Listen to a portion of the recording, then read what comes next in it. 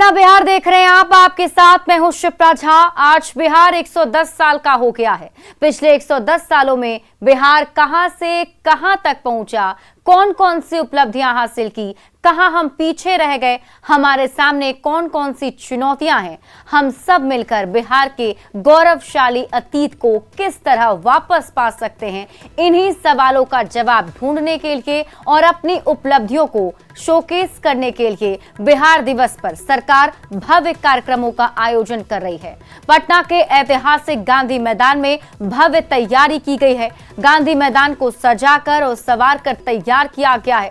बिहार दिवस पर drone show का प्रदर्शन होगा। ड्रोन शो में 500 ड्रोनों का इस्तेमाल किया गया। शो के जरिए बिहार की गाथा दिखाई गई। वहीं शराबबंदी से लेकर जल जीवन हरियाली का संदेश भी दिया गया। राष्ट्रपति रामनाथ कोविंद ने भी बिहार के लोगों को बिहार दिवस की शुभकामनाएं दी। उन्होंने ट्वीट कर लिखा कि बिहार दिवस पर प्रदेश के लोगों को बधाई। बिहार का एक गौरवशाली अतीत और समृद्ध सांस्कृतिक विरासत है। यहाँ के कर्मठ व प्रतिभाशाली लोगों ने देश के विकास में महत्वपूर्ण योगदान दिया है। बिहार के राज्यपाल के रूप में मैं यहाँ के लोगों का मुझे अत्यंत स्नेह मिला। इस विशेष अवसर पर मेरी शुभकामनाएं। वहीं पीएम मोदी ने भी बिहार वासियों को बिहार दिवस की शुभकामनाएं दी। उन्होंने भी ट्वीट किया, बिहार के सभी भाइयों और बहनों को बिहार दिवस की हार्दिक बधाई। मेरी कामना है कि ऐतिहासिक और सांस्कृतिक विरासत से समृद्ध ये प्रदेश विकास के नए नए कीर्तिमान स्थापित करता रहे।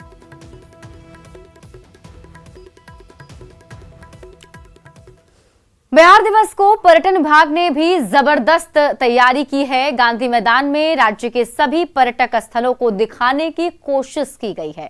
उद्देश्य एक ही है कि बड़ी संख्या में जब गांधी मैदान में लोग आएं तो बिहार के प्रमुख पर्यटक स्थलों को भी देखें, जिससे बिहार में पर्यटन को बढ़ावा मिल सके। पर्यटन विभाग की तैयारियों का जायजा लिया न्यूज 18 संवाददाता शैलेंद्र ने। दिवस के सेलिब्रेशन में पर्यटन विभाग के द्वारा भी खास तैयारी की गई है। बिहार के तमाम जो पर्यटक स्थल हैं उन्हें गांधी मैदान में दिखाने की कोशिश की गई है। बराबर की गुफा से इसकी शुरुआत होती है और जब इसके अंदर हम जाते हैं तो जितने भी पर्यटक स्थल हैं हर जगह की तस्वीर यहाँ दिखाने की कोशिश की गई है। सबसे सामने में घोड़ा कटोरा है जो राजगीर में मौजूद है और देखिए उसी तरीके की कलाकृति यहाँ पर की गई है। दूसरी ओर विश्व शांति स्तूप है, सूर्य मंदिर है और तमाम वो जगह को यहाँ दिखाने की कोशिश की गई है जहाँ बड़ी संख्या में पर्यटक हर साल आते हैं। राजगीर हो, महाबोधि मंदिर हो, गोलघर हो, इन तमाम चीज़ों को यहाँ पर दिखाया गया है बिहार दिवस के अवसर पर, ताकि बड़ी संख्या में जब लोग पटना के गांधी मैदान पहुँचे तो वो देख सकें कि बिहार में भी कई पर्यटन स्थल हैं जिनको लगातार सरकार के द्वारा डेवलप किया जा रहा है। नेचर सफारी की बात कर लें, विष्णुपद मंदिर की बात कर लें, तो धार्मिक स्थलों के साथ साथ ऐतिहासिक स्थलों को पर्यटन विभाग के द्वारा बिहार दिवस के अवसर पर गांधी मैदान में दिखाया जा रहा है। कैमरा पर्सन सुबोध के साथ शैलेंद्र, न्यूज 18 पटना। तो देखिए, बिहार दिवस के मौके को और भी ज्यादा खास बनाने के लिए अलग अलग विभागों की तरफ से जो है कई सारी तैयारियां की गई हैं।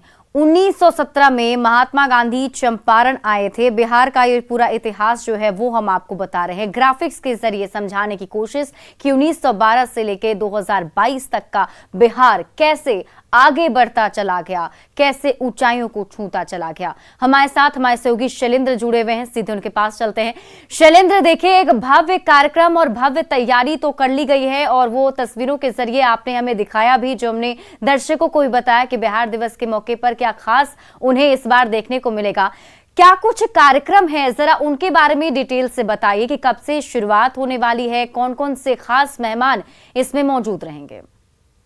जो 19 से बात करने गया 21 तक की, वो पूरा कोरोना का जो समय। बिल्कुल, देखिए 11 बजे दिन से बिहार दिवस कार्यक्रम की शुरुआत होगी और ये गांधी मैदान जो है पूरा वो अलग अलग यहाँ पर कहा जा सकता है कि झांकियाँ लगाई गई हैं, कटआउट बनाए गए हैं, जिसमें आम लोगों के लिए 11 बजे से ये गांधी मैदान खोल दिया जाएगा।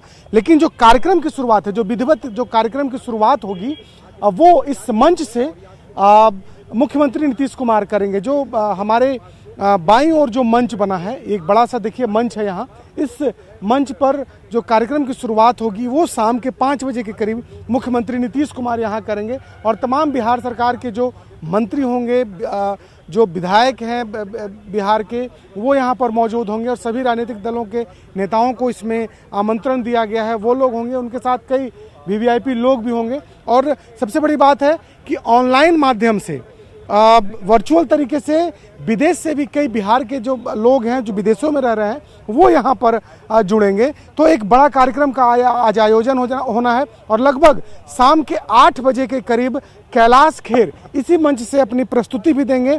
उसके पहले करीब 500 ड्रोन से बिहार की कलाकृति आसमान में लोगों को दिखाई जाएगी। उसके बाद लेजर शो का आयोजन यहाँ पर इसी मंच पर किया जाएगा, लेजर शो का आयोजन। और बिहार में पहली बार ड्रोन का भी शो होना है। तो वो शाम के कार्यक्रम है, शाम में होंगे। लेकिन गांधी मैदान जो है वो 11 बजे से आम लोगों के लिए खोल दिया जाएगा क्योंकि अलग अलग बिल्कुल शैलेंद्र, इस बार जल जीवन हरियाली पर पूरा फोकस किया गया है और लगातार हम देखते भी आ रहे हैं कि सरकार की ओर से जितने भी ऐसे मुद्दे हैं उससे उठाया जाता है, चाहे जल जीवन हरियाली हो, चाहे शराबबंदी हो, नशा से लोगों को दूर रखना है, तो ये सामाजिक संदेश कहीं ना कहीं देने की कोशिश होती है। तो जल जीवन हरियाली को लेकर क्या कुछ तैयारी है और क्या विशेष मैसेज इस बार बिहार दिवस के जरिए लोगों को दिया जाएगा?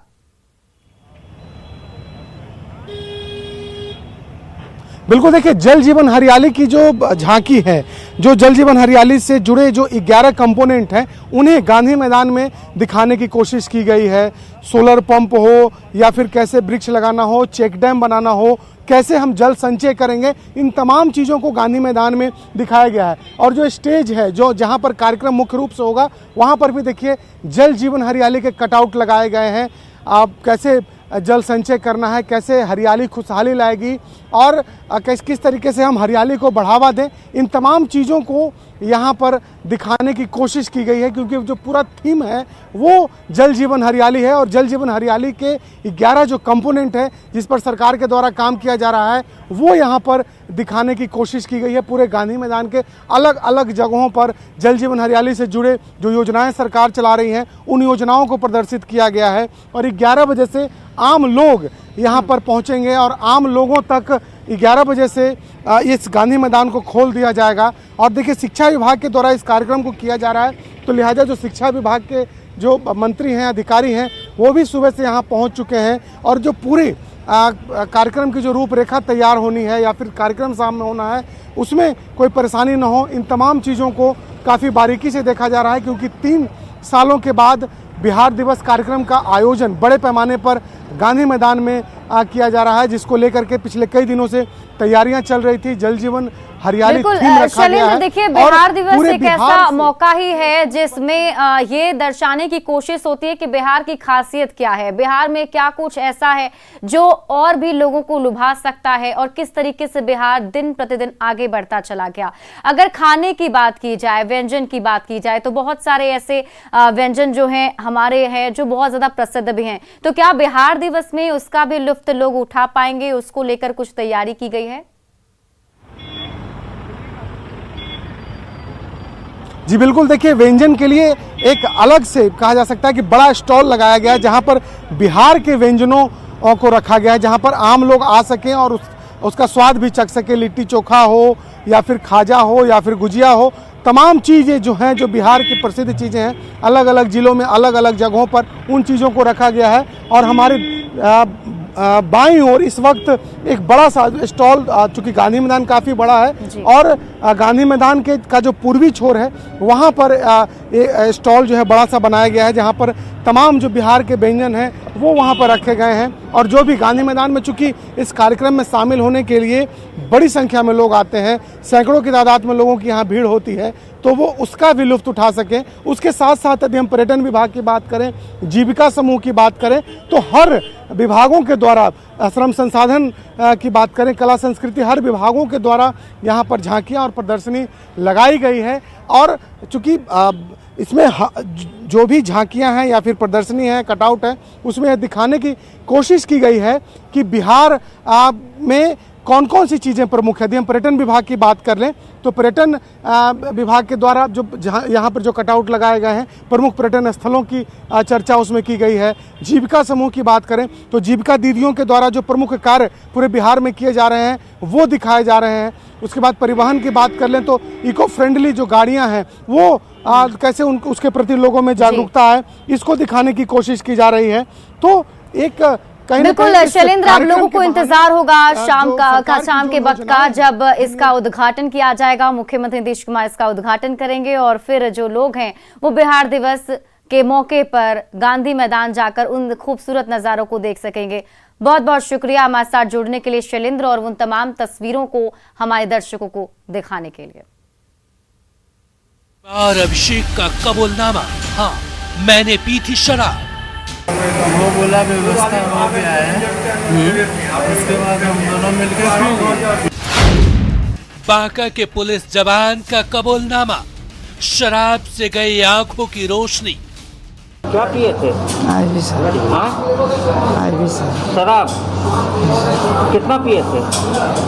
हाँ सर।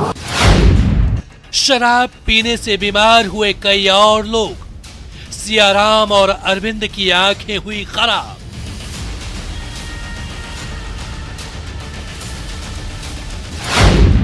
शराब पर अभिषेक का बड़ा बयान, शराब से मिथुन की गई जान। कहाँ पिए थे? तो कौन ला के दिया था? लाया था, लड़के सब लाया था, उसमें वो एक्सपायर कर दिया, डेथ कर दिया। क्या नाम है उसका? बीमारी थ्योरी का झूठ, और चाहिए कितने सबूत।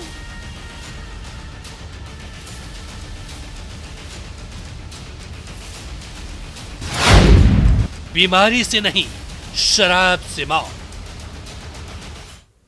और अब बात बिहार में लगातार हो रही संदिग्ध मौतों की। बिहार के 3 जिलों में संदिग्ध मौतों पर स्थानीय पुलिस से लेकर एडीजी तक का बयान आ चुका है। पुलिस प्रशासन के मुताबिक 31 लोगों की मौत बीमारी और हार्ट अटैक से हुई, जबकि खुद शराब पीकर बीमार हुए लोग कह रहे हैं कि शराब पीने से वो बीमार हुए और उनकी आंखों की रोशनी चली गई। 1-2 नहीं बल्कि 4 लोग ऐसे हैं जो सामने आकर कह रहे हैं कि उन्होंने शराब पी थी और शराब पीने से ही उनकी हालत खराब हुई है।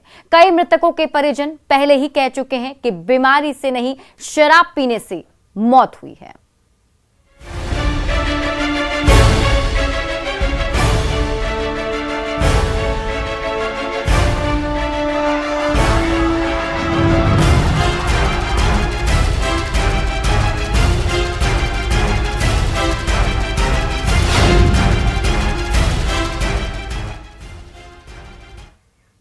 न्यूज 18 आज 4 लोगों का कबूलनामा सुनाएगा जो बता रहे हैं कि शराब पीने से वो बीमार पड़े। इन 4 लोगों में बांका जिले के पुलिस लाइन से अस्पताल पहुंचे जवान अखिलेश्वर प्रसाद सिंह उर्फ चंदन कुमार भी शामिल हैं। अखिलेश्वर प्रसाद सिंह ने कहा कि उसने शराब का सेवन किया था, जिसके बाद उसे सब कुछ धुंधला दिखने लगा। इसके बाद गोराडीह के सतजोरी के रहने वाले सियाराम दास ने भी कहा कि होली के दिन उसने भी 3 पैक शराब पी थी, जिसके बाद उसे उल्टी होने लगी और आंख की रोशनी कम होने लगी। साहेबगंज मोहल्ले के अरविंद यादव जो ई रिक्शा चलाते हैं, उन्होंने भी बताया कि होली के दिन उन्होंने गांव के ही मिथुन के साथ शराब पी थी, जिसके बाद आंख की रोशनी कम होने लगी और उल्टी होने के बाद वो भी अस्पताल में इलाज करवा रहे हैं। आज भी सर। शराब कितना पिए थे? Half sir. Half sir. कहाँ घर हुआ? कहाँ घर हुआ? क्या नाम है? क्या हुआ? सुझाई नहीं पड़, रोशनी नहीं नजर आ रहा है क्या? क्या हुआ? हमारा दिखाई देता है। धुंधला दिख रहा है। थोड़ा सा पी लिया था सर, ऐसी उल्टी हुआ सुबह में, उल्टी तो पूरा किया है। कहाँ पिए थे? घरे हम लाए थे सर। कितना पिए थे? ज़्यादा नहीं, 3 पैक तो पी गए थे सर, बाकी बस 1 ही दिए हैं। हम 2 बेकार है, हम नहीं पिए। कौन ब्रांड पिए थे? एम्पेयर ब्लू का था। कहाँ से मिला था? गाँव में लड़का से बेचता था सर। कौन? वही अभय मंडल। अभय मंडल। कहाँ घर है अरविंद जी? साहेबगंज। क्या परेशानी है? आँख से दिख रही। क्या कुछ खाए पिए थे? ये तो दिल्ली में फंक्शन था, प्रोग्राम था। कहाँ पिए थे? साहेबगंज में। मतलब कौन ला के दिया था? लाया था, लड़के से लाया था, उसने वो एक्सपायर कर दिया, डेथ कर दिया। क्या नाम है उसका? मिथुन। तो आप उसी पार्टी उटी में थे क्या? हाँ जी, गाँव में लाया था तो उसी सर्किल में पिए थे। तो किस चीज़ में शराब दिया था? इंग्लिश था कि विदेशी था? इंग्लिश का था, विदेशी। कौन कंपनी? इंग्लिश था। हाँ जी। क्या हुआ था? भाई दारू पिया उसने हुआ, कहाँ पिया था? घर में ही पिया, कब? होली के दिन में कितना पिया था? थोड़े पिया, उसके बाद क्या हुआ? बहुत उससे बेच पिया जो उसने हुआ। तबीयत खराब हो गया? हाँ, रोशनी नजर आता है? झरकता ही नहीं है। और इससे पहले अभिषेक कुमार ने न्यूज 18 को बताया कि उसने भी होली के दिन अपने दोस्तों के साथ मिलकर शराब पी थी, जिसके बाद उसकी हालत बिगड़ गई। उसके साथ ही मिथुन की शराब पीने से मौत हो गई। दोस्त था मेरा, वो बोला व्यवस्था हो गया है। उसके बाद हम दोनों मिलकर पी लिए। परसों पिए तो होली के दिन, और कल सुबह जगने के बाद हमको देखने में दिक्कत होने लगी। तो अभी आपने उन 4 लोगों की बात सुनी जो कैमरे के सामने साफ साफ कह रहे हैं कि शराब पीने से उनकी हालत खराब हुई, लेकिन भागलपुर जिला प्रशासन को इसकी जानकारी नहीं है और डीएम मीडिया को संयम की सलाह दे रहे हैं।